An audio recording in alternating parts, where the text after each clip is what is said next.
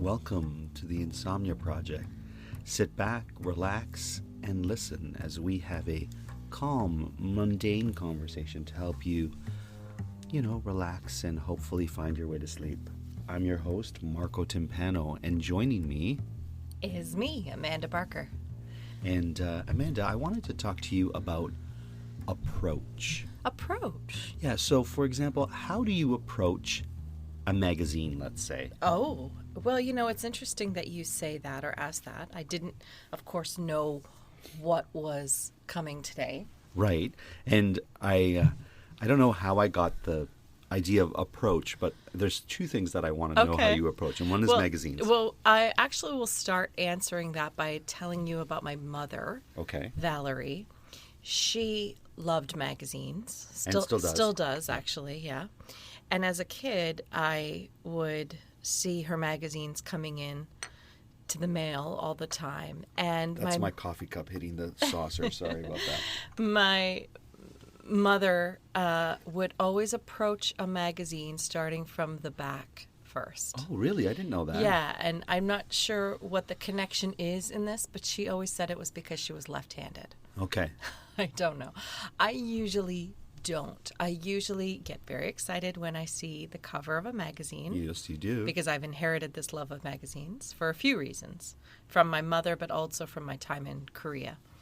That's when magazines really became a treat for me. I see. Because at the time... You're talking about English magazines. Magazines in English, right? So when I lived in Korea, and this is now 22 years ago, where I was in Korea, English magazines, English reading material wasn't super easy to come by. It involved a trip into the city, which was Seoul, and the trip to the Kyobo bookstore, which was the one bookstore that had English reading material. Oh, wow. And so an English magazine, whether it was British or American, you really couldn't get Canadian ones at that time, would easily cost like $20. And it was a real treat. And once you were finished with it, you handed it around to all your friends. If I did a weekend trip, that in-flight magazine would have the same kind of importance. So the magazine that you got on the plane? Yes. Is that okay? Yeah, that would be really exciting to come home and bring home a United magazine or something like that. So it's different now in Korea. I think there's a lot more English material in general there, especially where I used to live. But I think because of that, I had this love for magazines. So in terms of my approach, usually I look at the cover, think about, that's an article I want to get to, and then I kind of just open it up. I often will sometimes look at the table of contents, but usually I'll start at the middle and then work my way around. It's funny, you mentioned your mother, who is my mother-in-law, Valerie. I love going to see her because of the fact that I get to peruse her magazines that I would otherwise not see. It's true. Including Southern Living. One of her favorites is Southern Living, yes. Southern Cuisine. Yep. AARP. Yeah. And what are the other magazines that she has? She does a lot of decor magazines. Yes. And then because they're retirees in Florida, even this year they've had very little to do. So because they're retirees in Florida, they do read a lot. Yes, they do. That's a big activity for them is reading. They've always read a lot, though. Yeah, and we as kids read a lot. We were always encouraged to read. If there was a book series I liked, like I got deeply into Nancy Drew when I was probably 10, 11. They very much encouraged it. They would go out. They didn't wait for a birthday or Christmas. They would go out and say, okay, let's go buy you that book, whatever the next book. Archaeology Today. So what I was going to say is those are my dad's magazines that we have gotten him. So Money Magazine, Archaeology Magazine, Flea Market Magazine or something. That one I like. I think I'm going to have to subscribe to that. I picked that up the other day and thought, I need to subscribe to this. He has a different Flea Market magazine, and then the Smithsonian magazine. Oh, that's right. He loves that one.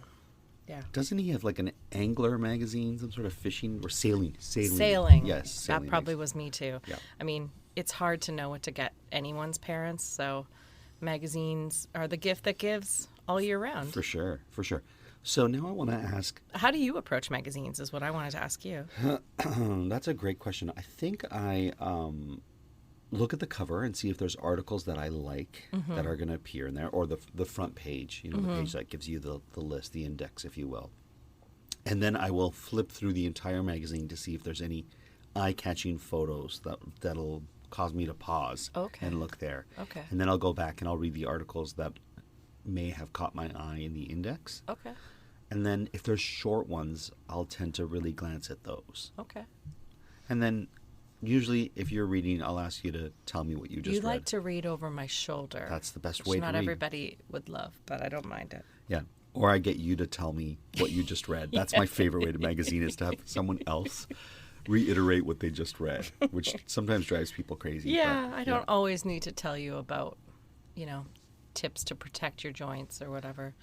But I love them. Oh, another magazine that I love is the Costco magazine. It's one of my favorite magazines. Now, I wonder if a magazine that is selling one product counts as a magazine. Well, first of all, it sells many products. Well, Secondly, yes. It does have articles in there that I do appreciate. I just wonder that with the AARP magazine. I mean, ultimately, it's everything. I get the CAA magazine, which is like AAA. Yeah, which is the automotive magazine for anyone who's listening in parts of countries that don't have CAA or AAA.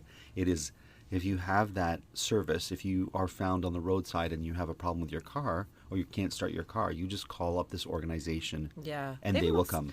They must have in Europe something I'm sure that resembles it. I don't know. But we have listeners all over, so who knows if in the Philippines or in Bahrain they have that. So I just want to clarify it for our listeners, because they'll be like, oh, I'm not sure what I don't that is. remember a AAA when I was in the Philippines. Right, so there you go. But yeah, it's great if you've locked your keys out of the car. That's not really a problem these days, but when I first joined, again, 20 years ago, my good friend Lois, who had to use CAA this week, she said, as soon as you get a car, even if you don't have a car, actually she had me on it before I even had a car. Oh, really? Yeah, because I was driving company cars. Oh, I see. And she said for the $100 or whatever it is a year, get it, because if you lock your keys in the car even once, you'll be happy that you have it. You have someone to call who will then just show up and help you out. And she needed it this week. She needed her battery.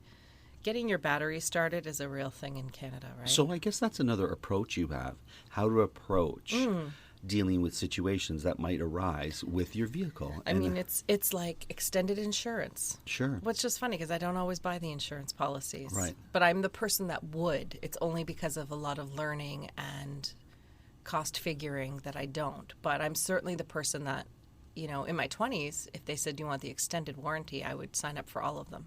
So what is your approach to learning? And I hate to provoke you with that, but I'm just curious, what is your approach?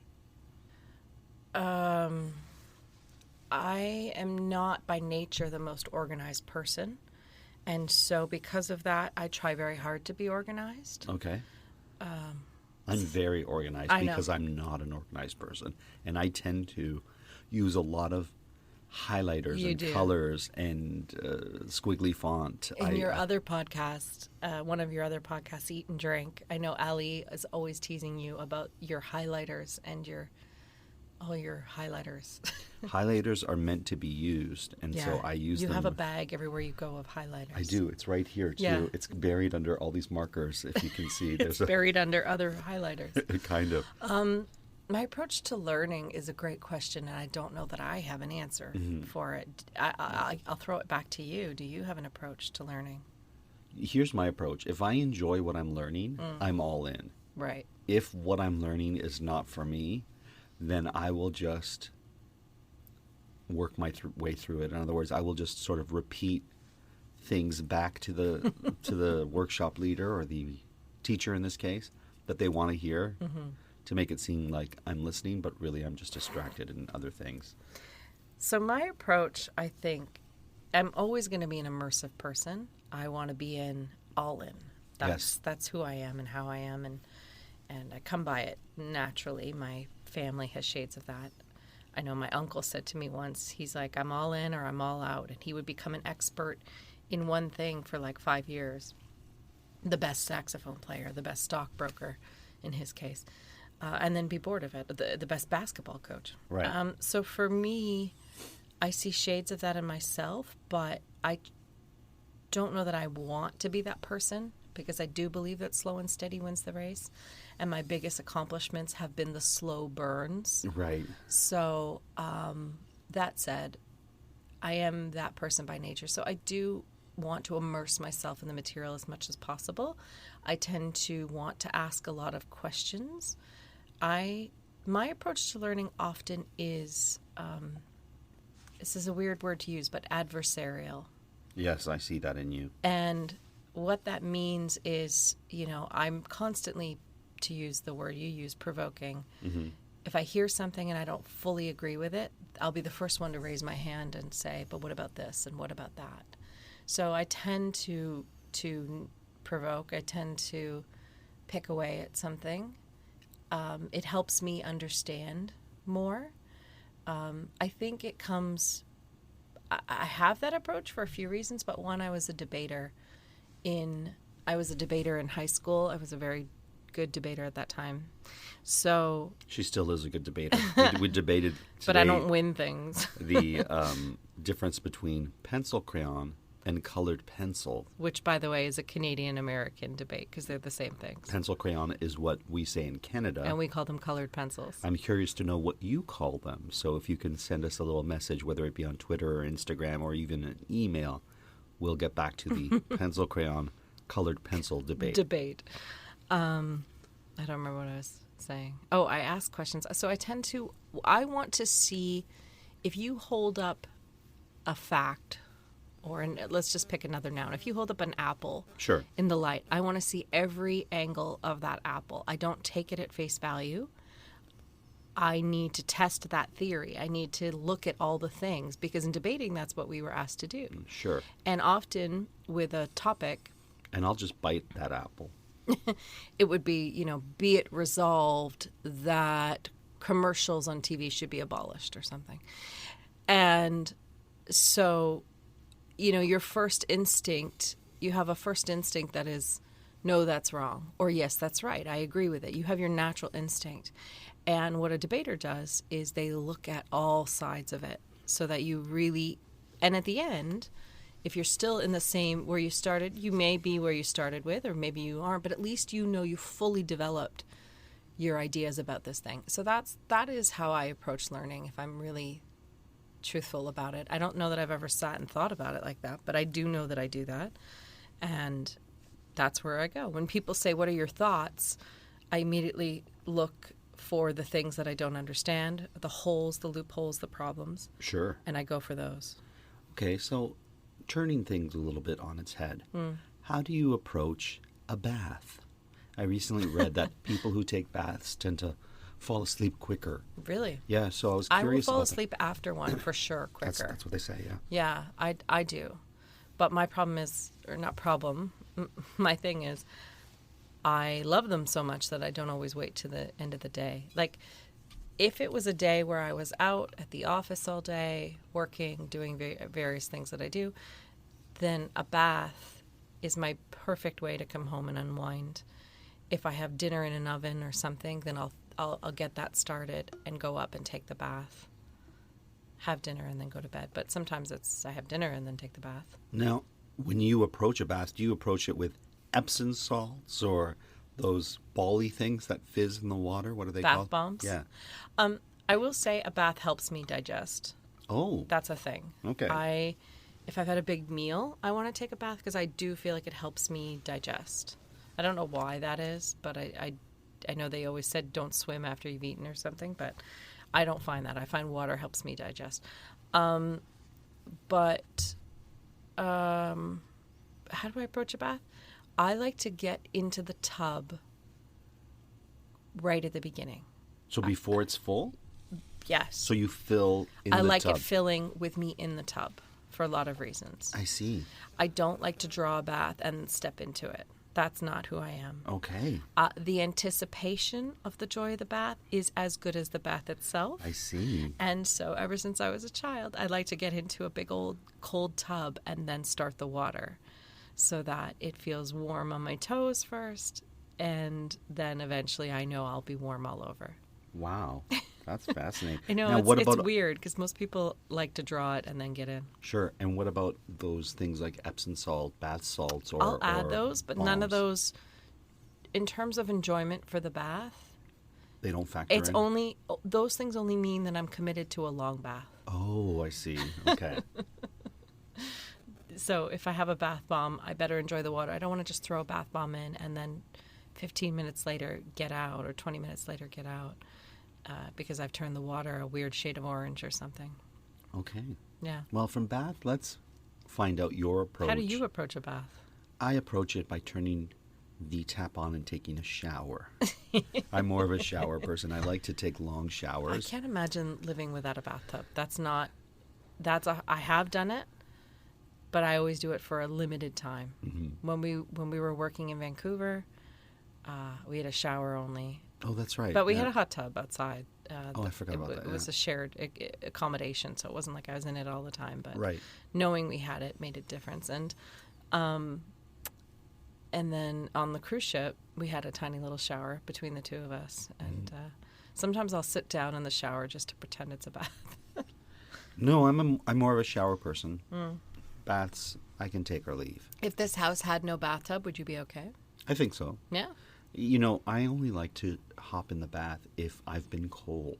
Mm-hmm. So from shoveling snow or, being outside for a great period of time, I'll take a bath. Yeah, nothing will get me warm like a bath. Yeah. There are tubs that you can buy if you only have a shower. So if I only had a shower, Yes. I would buy one of those portable, I don't know how good they are, but portable pop-up tubs. What? I've It's never heard of this. I'll show you one. It's a big plastic thing. Okay. You can get it on on wherever you get things. Right. But it folds into a flat thing, kind of like a baby tub, Okay. and then you can pop it open, And and then it how do you get the expands. water out of it? You drain it in the shower. Oh, so you put it in the shower. Yeah, or somewhere you can get the Okay. water into it anyway, and then you can get into it, and then you drain it. Oh, I didn't. You just need the storage for the big plastic thing. I see. Yeah. I see. Speaking of shoveling snow, how do you approach those winter activities like taking snow off your car or shoveling snow or things like By that? dreaming of the sun. I see. That's a good way. I like to have the car going. If all things are equal, then I'll Right. have the car going for a while before I go out there. That tends to loosen up the ice underneath. If you're not used to shoveling out your car, which unfortunately for us we are, you can't just get the snow off if there's ice underneath, which there often is. Because if the car was warm and it was snowing, all of that snow is going to first melt onto the car, Right. cover it in water, and then it's going to freeze back up again. So you have a layer of So you have ice. a layer. You often with snow will have a layer of ice underneath. Unless your car was cold at the time of Yeah. the snowfall, Yeah. then you wouldn't necessarily have ice unless it was wet snow off the top. Which sometimes it is. Yeah, About so- half the time, I would say it is for us. So to scrape that ice, you need a good scraper. But,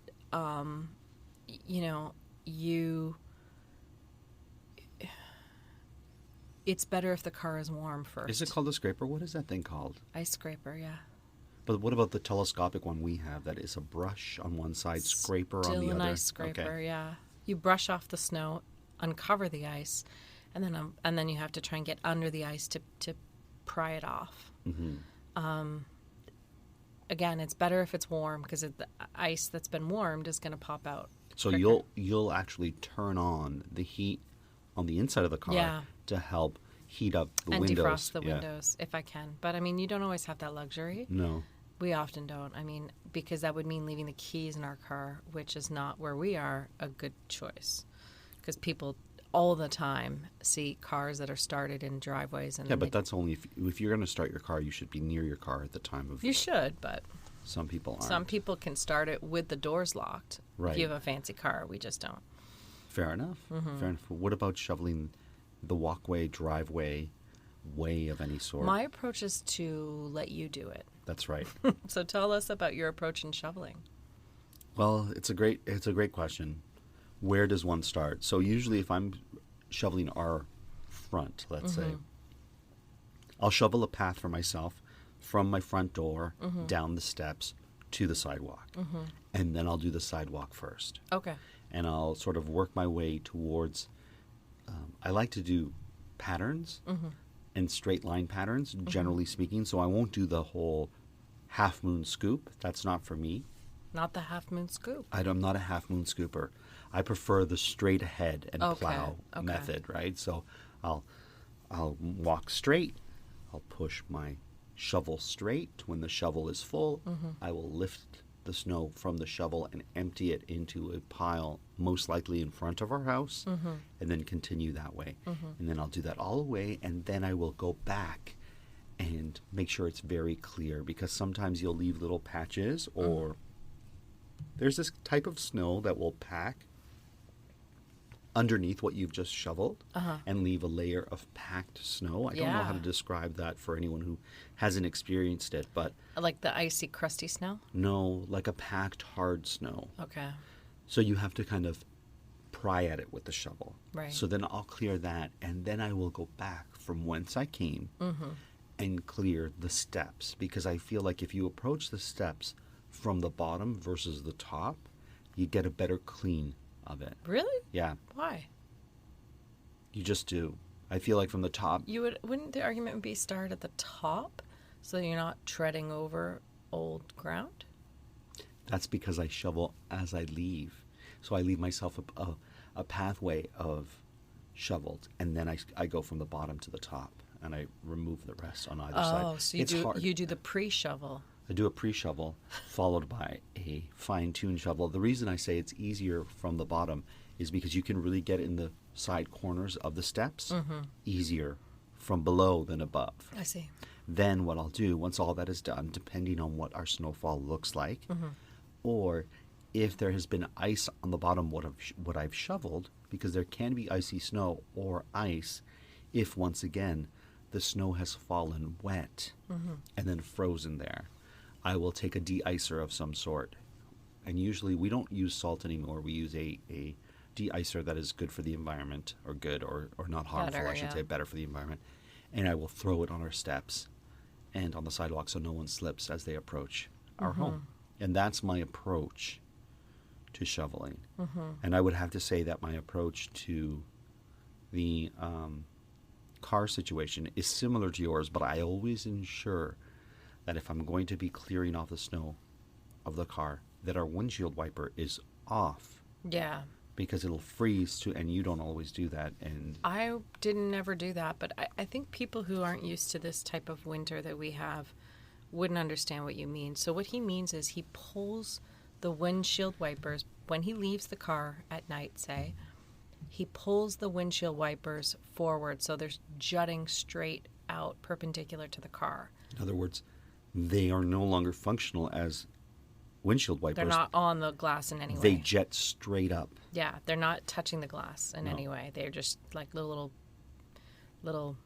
arrows. Yeah, little arrows pointing straight up. Yeah, that's so, but that's a good idea, a good approach, because what you can't do when you have ice and snow like we have, even though you are wont to do it, you get in your car, maybe you've had it going, maybe you've checked your messages or whatever, so you've sat in a snow-covered, and I've been guilty of this many times, but you sit in your snow-covered vehicle that's encased in snow, and you think, okay, it'll just warm up a bit, I'll just hit the defrost a bit, and then I can use the windshield wipers to wipe the snow away.